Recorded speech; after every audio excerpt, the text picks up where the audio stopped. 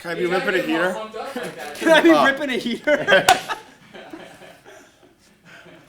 What's the policy on cigarettes here? We'll try that. We'll try one of those. No, kidding. I'll take that one for personal use. That's here outside the bar. That guy's enjoying that cigarette. We're taking that. Talk to me about your roles here every day. What do you do? Yeah. So we each have, we figured out, we always discuss every single matter with each other. But we've kind of naturally developed what each niche is for each of us. So there's production, there's intellectual property, there's insurance, there's so many different, the events, which are huge for us. So we've each kind of developed our own role, and then we go to each other for support on each decision in each department. So it's kind of funny that we've naturally gravitated towards different departments. Yeah, the answer is the three of us do everything. Each of us have our hands on every different aspect of the company.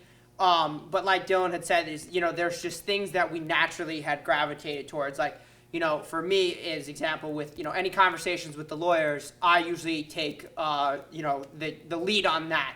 The event, setting up the events and scheduling, I take, a lead on, the booking the hotels and things like that, where TJ is more of, a hands-on in the warehouse, getting these guys, setting the events, getting all the different Excels and the different product lists out to all the events. And Dylan's largely on the creative end with the, like we talked about earlier, Dylan really had the vision for Chuck the Goat. So Dylan is definitely our the creative and the creator on that end. So he takes a lot of, the design and production and things like that. But, we all definitely have our hands in everything. We know everything that's going on. We're on every call and stuff like that together. If not, we're getting filled in. We had a conversation with lawyers yesterday, but TJ wasn't there. So he got separately called and kind of filled in. But, just wherever our individual strengths are, we kind of just gravitated towards those different strengths in our company. But still at the page we're in and at the size of the company that we're at right now, we all definitely just have our hands on everything, and from production to legal to sales and events and all the different inventory things. Management. Yeah. TJ takes a big role. To answer the question, I'm the warehouse manager right now. That's exactly what I do. It's my job to make sure the bins are set and you do we're ready. Do the ordering the inventory, I the do quantities. Yeah, that's difficult. Purchase order guy too. Yeah. So when you came from California, TJ, did you ever think, what was your vision? Is it matching your vision? No. Are you kidding me? In California, I was thinking, oh my God, we're going to be bi-coastal. I'm going to be selling them on the West Coast. These guys are going to be on the East Coast. And we'll meet in the middle. Yeah. We'll meet in Chicago. I'll take over East Coast. You take over West. We're going to just destroy. So that was a great dream, but bi-coastal was a trigger word in 2016. Yeah.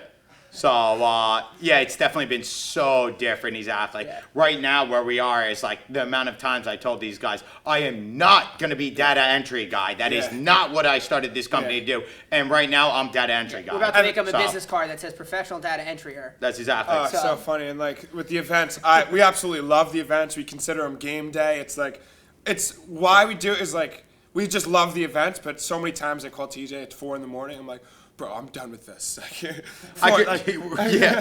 is my last summer. I'm not doing this. You can't pay me to do it. I won't do it. And then it's just I know where I'm going to be. I'm going to be doing these events so often, but it's just so funny. So talk about the message again, your messaging and that feeling on game day or when you get that order. Talk about that. Talk about your customers and how you feel when your customers come up to you and tell you that they love the product. Our customers are my favorite percentage of the population. I debatably like our customers almost more than some family members.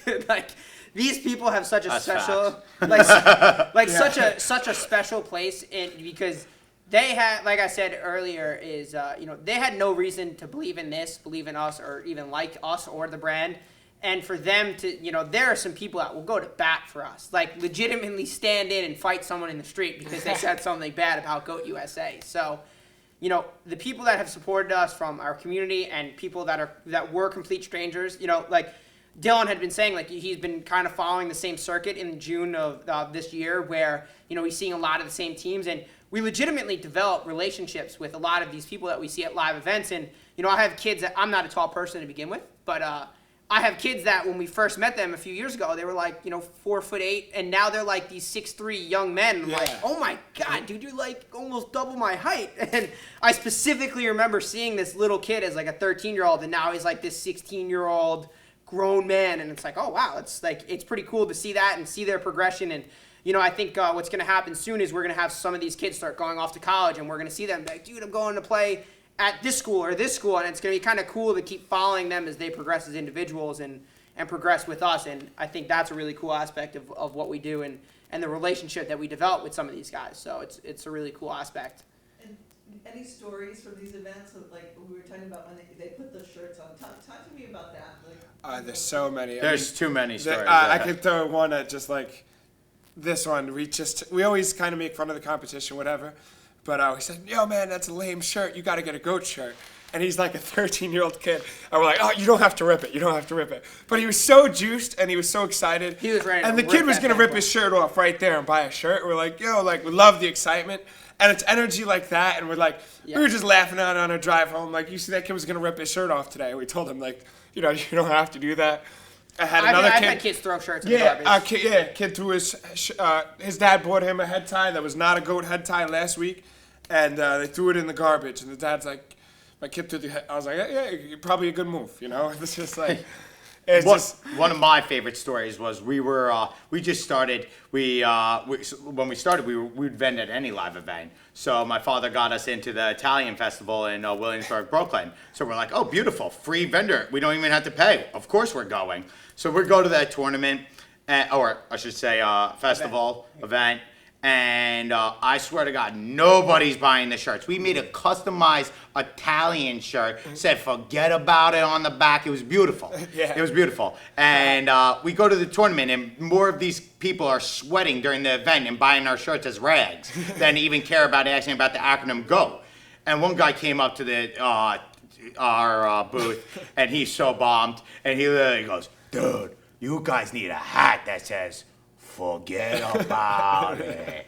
And that will never leave me. I was like, you know what? I will do this forever. I love this. That was too funny. That was great. So I love that one. There's so many stories. I mean, at the live events, the live events are really the best stories. But even the customer service online, I think we have a very reputable, great online. I mean, Mike Brea has taken over there, but the customer's always right. We're happy to do any exchange. So stories like that. And Christmas, our first Christmas, someone ordered like basically the biggest order we've ever had, and we had like still maybe. And I actually ran into her this weekend. She came up and talked so to like me, we which develop fans like that. They're like awesome. So she's a mom from Jersey, and she ordered like hundreds of dollars worth of stuff, 20 whatever shirts, so many shirts, and we had like none of the shirts she ordered. And that was part of the growing pains. We were still figuring out the selling online. It was like, we don't have anything she ordered. So we had to like call her. So many back and forths with her. And then like, not Christmas Eve, but pretty damn close to Christmas, we drove and like dropped off a huge order. A completely compromised order. Like, yo, this'll be good too. Don't worry. We like these shirts. This is a favor. But it was just like, she remembers us as the guys like. That went out of her way on Christmas, basically, to drive her package that she paid for. Yeah. I mean, that was like, now she saw TJ. It's just stories like that. That's a story that you can come up to the tent and, hey, I was that person that ordered all this stuff, and you guys drove it to my house. And I'm like, oh, my God, I didn't remember. You ruined my night. No, I'm kidding. That was unbelievable, though, just to have that interaction with the people. Craziest thing someone's done for a piece of your merchandise? Throwing stuff out is pretty intense. I mean, they're throwing out other shirts. Like new items that they just got bought and threw it out to get that shirt. We've had kids sell stickers and make a kid came up to me and said, I made $85 selling your sticker in school. So I'm like, $85 so you can pick out 4 shirts. Something we've gotten immune to is also, which our salesmen, now we have other salesmen that go sell for us. If that's the last head tie at the event and TJ's been sweating in it all day, it's going to get sold. It's got the founder sweat in it. I usually charge him $15, honestly. Yeah, he upcharge it because this is my headband. And like the new we guys sell like, stuff yo, we sold the shirt I was wearing. We sell the stuff like, so people like love the shirt getting the I wore at an event in July for like 6 hours. Someone bought, and it's like, yeah, you can have it. You just throw some. Yeah, the craziest things. We also used to have like a cornhole thing at our first event. That if you got a perfect swish in the cornhole, you got a free shirt. And then people started cheating us out of free shirts. We axed that. That one got axed, I think, after 2 weeks. We've had dunk tanks at tournaments. That was sick. Dunk tank with the photo booth. The photo booth was really nice. That was a good one. We brought a photo booth to Lake Placid. Really nice. I guess the garbage being the most exaggerated, unless I'm missing something. But there's nothing like crazy. I think honestly the craziest thing is actually watching our GOAT USA salesmen at live events. It is so something that people have not seen before. Oh my God, these vendors are outside their tents actually trying to sell a product. It's a lost art. You see all these vendors just underneath their tents and just like really hanging out on their phone. And when we go out there, we're really about going and talking to the people. And you know what? Putting on a show. And sometimes putting on the show is, acting a little bit like a fool and doing that stuff. But we have so much fun doing it. And the little kids go nuts over it. And then the parents, they respect it because they understand. They're working people. They're in sales and they understand trying to promote a product, make it cool, and then drive sales. So everybody can relate. I think to touch on TJ's point with that is there's a thing, our days at live events range from anywhere from like 12 to, as much as like 18-hour days. And you'll notice that the three of our setups, there's no chairs packed. And there's a reason behind that. We work so much harder than other people, and I think in the digital age, the age of email this, add space that, pop up that, is we kind of flip the script and we're going like really old school status, get the tech out of here, let's go talk to the people. And I think it's a really refreshing thing for a lot of people, and they kind of enjoy it because now, when emails first came out, it was like, oh yeah, cool, I don't even have to like go see this brand, I'm engaging with them through emails. And now it's just everyone's emailing, blasting this, that, and the other thing. And, on a given day, you can get 25 emails, promotional emails from brands or companies. And I think the thing we do is really refreshing to people, and they like really enjoy that aspect, is that we've kind of flipped the script and gone old school and just go out there and talk to people and communicate and work hard and kind of hit the pavement. I'm sure some of these people made their careers on doing something similar, and then that kind of art lost, and then it's kind of getting reintroduced through GOAT USA. Well, so I want to take it back to that story about Christmas Eve. So talk a little bit about that extra step in that customer service and that personalized touch, and kind of that reaction that you're getting, and how that's kind of creating that energy out there. Well, it starts with the live events. All the customer service really begins with the live events. Initially where we started. Like TJ said, we put on a show. It's this past weekend. It was really just a dance party for us, or that's where my tent was. And then the relationship with the customer. Flossing. Yeah, flossing. The floss is out. There's a new dance that I want to show everybody. But it starts with just as simple as a handshake. But the live event, initial communication with the people and face to face, is the basis of the brand. It really is. And then they go, set the trends and tell their friends about it. And then we try and take that same feeling and apply it to online. It's difficult to actually capture that energy and the friendliness and the fun we have at the live event, but we try and reflect that in everything we do. So if it's a social media post or if it's our website, we try and bring it back to the live event as our core customer service relationship block. And I think the customer service and how serious we take it really lies in how much we respect and love our customers. Is that I just keep relating is, they don't have to like us. They don't have to support our brand, but they do. They choose to buy our product over every other product, or not every other product, but they choose to buy our product when there's, thousands of different shirts and brands to go support. So I think that runs deep, and it's something that we believe in, and I want to treat them as I would want anyone to treat me. And, if it has to be driving an order to someone's house to get it there, it's the same thing like I would do for an event. If I got to go get shirts in Detroit, I'll go get on a plane, fly to Detroit, wait in the airport for 2 hours, and fly right back home if I got to get it done. So I think that kind of, that's just how we operate our business as a whole, from doing things at our live events, but also then down to people buying shirts, is we do whatever we have to do to make sure that they get the service that we believe they should get. And we believe that they should get the best service ever, the greatest service of all time, honestly. Hell yeah. Like that. So, and this was a question that was out there, and I didn't ask you guys because I thought it would really be relevant, but let's talk about this a little bit without naming names. What do you think you guys do differently than your competitors? Bash the competition.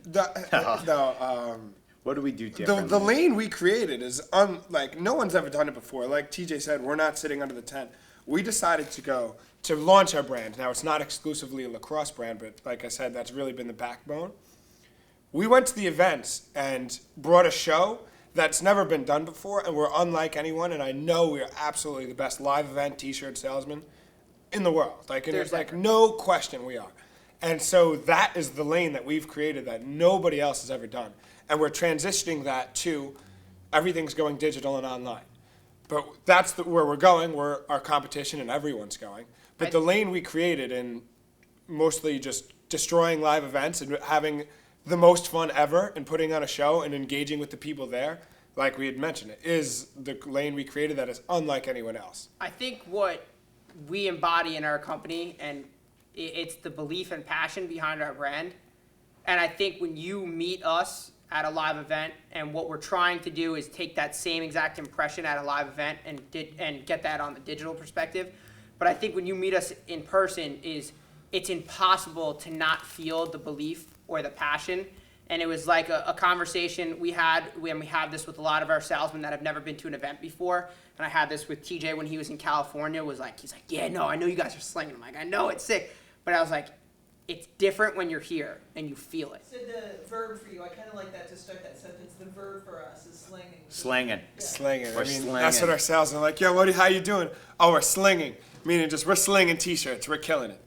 It's a good word, too, to really describe, like, yeah, we are selling a product, but the slinging really describes how we have so much fun selling the product. It's like, people ask us every single time there. I'm like, oh, yeah, you working or you having fun? And I'm like, you know what? I'm actually doing both. I'm having a great time doing this. So that empowerment, let's kind of go, kind of wrap that up with how everything you do is really about empowering that ordinary person. Mm-hmm. So.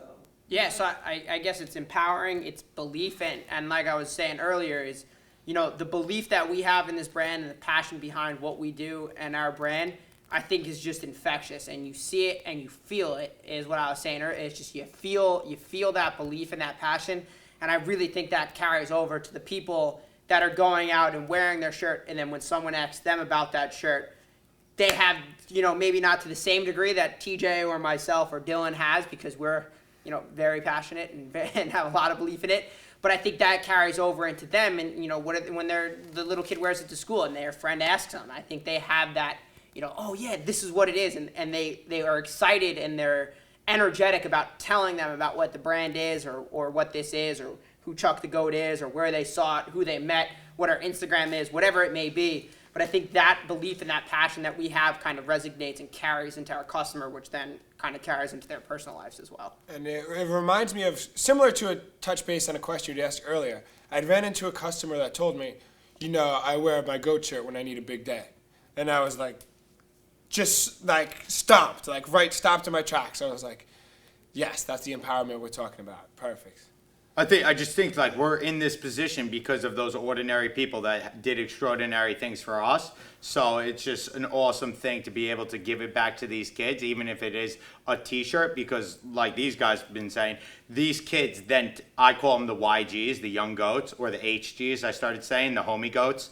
And these kids really take it to the next level. You give them stickers, you give them business cards, and you let them know, hey, man, you are the GOAT. Promote the GOAT, baby. And they go to school, man, and they make it rain GOAT stickers. They give out the business cards, and they've really helped take this company to the next level. So those are our homies. And I think it's like a state of mind thing. It's just the power of your mind is incredible, and just your body will tell you that you can't do things, but if you can get that mind to get that trick out of there, to stop telling your body you can't do it, your mind controls so much of what you can do. And I think what we do and how we kind of get these kids is, there's no reason why this is, it's a nice quality T-shirt, but it means so much more to some kids. And I think that's what has really enhanced our brand, is that, yeah, it's a nice, soft, comfortable T-shirt, but it's something that means something, and they have an experience to connect it to, something that they could absolutely relate. Whenever they grab this white T-shirt with the goat, they think back to meeting us at this thing or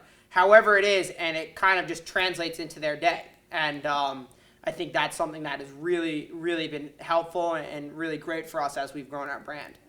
So TJ, what is, and say Dylan is GOAT at. What's Dylan GOAT at? In like one sentence.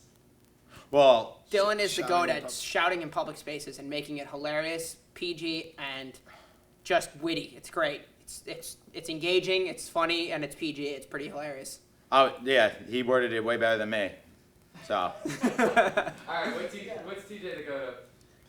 TJ is an incredible. I guess there's two things. He's an incredible salesman, like People's champ. really phenomenal salesman, like people's champ. The people's champ. Muhammad Ali has He has- nothing on me. I'm the people's champ. He has an ability I'm the GOAT. to, I don't want to say hypnotize, because hypnotize could be twisted into a negative way, but from the ages of about 6 years old to 12-year-olds is like, it's like they're just, it's insane. His ability to not only relate to them, like I think we could all relate, but TJ is especially good at just kind of talking at their level. And I think that's a skill we all have, but TJ is like, these kids, 10-year-old boys around TJ are just like, He's a star. it's just like, Yo, it's- Papa it's Neezy, like- what's yeah. up, like bro? the same thing that you've seen, like you've seen the videos of like, you know, a 12-year-old basketball player walking by Kobe Bryant being like, oh. There's a very, not to that degree, but there's a similar extent where like some of these kids are just looking at him, like they just think he's the funniest guy ever. Whatever he's wearing, they'll buy the outfit. They're just like, I want that, and this, and he said he has that in his bag, so I want that too. And it's just like, he's an incredible ability to relate to the little kids, and yeah, a phenomenal, great salesman, but also really able to communicate at the level of these kids and just have them fixated on not only him, but the brand as well. So, TJ's the Thank GOAT you. salesman. TJ's the GOAT salesman. Thank you, guys. You're making me feel so good right now. He's the GOAT salesman. He's like a star out there. They look up to him. It's amazing. All right, and then Rich's turn, so what's Rich? Give it to me. Go ahead. Yeah, I mean, I think Rich is just the first thing I think about Rich is his character. It's like someone, basically, I trust Rich basically more than anyone ever, and I look at Rich as the dad of this company. Yeah. His structure, his ability. Sometimes we go on tangents, like we're doing our thing, but Rich's ability to always bring us back to the core, the foundation, the structure of this business, and really be able to then go from there, because it all starts with the backbone always. And he just, his knowledge with really- that stuff, his organization, it has helped this company so much. I'm not organized at all. You go look at my room, but My room's a mess. yeah, his but room's a mess. But the idea is Rich is really smart, and so not only is he like brilliant, and I trust him in that regard, but I also think his character, even though I think going into business, you want to trust your business partners, and of course I trusted TJ. I think TJ's got a great knack for sales, and obviously a business needs sales. But to have the moral ground of Rich being hey, this is how our company's ethos, this is what we're putting out there, this is what we stand for, it starts with Rich. His character is what shines through, and that's what the character of Chuck the Goat and our salesmen, how we want them to, people that work for us, we want that character and that moral base that Rich has, and that's what makes working alongside him so great. the combination of us three together is Chuck the Goat. How so? Just straight up, you combined all these great things that we do, even if it's from a structure to a sales to a more shouting out and having a great time. When you combine that all together, we believe that's the greatest human of all time. So that is Chuck the Goat. That never been said, but I feel that. It took this interview Yeah. to maybe really get that out, but yeah, Yeah, absolutely. it takes the great traits from all of us, because everyone has good traits, everyone has negative traits. That's just how the world rolls. That's life. That's just life. So I think it kind of takes that, those different strengths and weaknesses and kind of plays them all together and kind of has blended it into not only our company but our logo and our message, just across all different spectrums. So. And like you were saying, what roles do we each take is obviously we're going to take the roles we're stronger at. So Yeah. it's like, forget the weaknesses. it's- If I'm not good at Excel sheets, I don't do good at math. Yeah. Then I won't do that. So our strengths come together and form the company. Yeah, I think the three of us, we're so alike, but we're also so different in so many different ways. We're different thinkers. We're A different. lot of our arguments here are based off like the way we would do it. I would do it this way, Rich would do it this way, Dill would do it this way. Yeah. And it's like, all right, we're arguing over the stupidest thing right now because we kind of end goal agree about the same thing. Yeah, we need to get to here. It's just about how we get there. You're So, saying take I-80, I'm saying take I-70. Yeah. It's the same thing. yeah. Well, that's So- what I'm saying. Rich is smart. A lot of times we go with what Rich said. A lot Yeah. of- Especially with direction. You're not listening to me. Oh, I'll tell you every road in the United States. I'm good with directions. But yeah, I think when you take the three of the way that we think individually and kind of put that together, it's the way I kind of really take it is like, a lot of time when you're thinking about a problem, sometimes a big problem you just start going right at it, right? And I think with the 3 different ways that we think, it's almost like thinking on 3 different levels. And instead of going at the problem right on, it kind of takes it, and sometimes it's Dylan ways that goes under, sometimes it's my way that goes over, and sometimes it's TJ way that goes around the problem. And I think when you take those 3 things together, we never have that linear thinking process that leads you to hit the wall. I think with the 3 different thinking processes, it kind of leads us into taking whatever route we need to take to get to the solution. And I think when we do it all individually, you could run into the problems. But when we face it as a group with the 3 different ways, the 3 different styles, but also very similar in a lot of ways as well, I think that's what led us to kind of figure a lot of things out and has helped us solve a lot of issues that we've had just coming across as we develop the company. So As we grow the company. grow, develop, grow. Teach you the dance? Oh, the floss? Yeah. No, the floss is whack. That's like, he's been doing the floss. I'm like, yo, stop teaching people the floss. We have a new dance that's gonna take Especially over. dance. I just got the floss down. I'm juiced that I finally got it. Well, no, and now finally we're changing up our dance moves. Yeah, what's Well, the first thing what is- do you guys listen to right now? What Well, at Oh. every event, all the time is classic rock. Big That's yes. important. Classic Rogue- The rock. Big O's classic Rogue- rock jams. Rogue DJing at Goat USA will get you killed. You are allowed to play classic rock.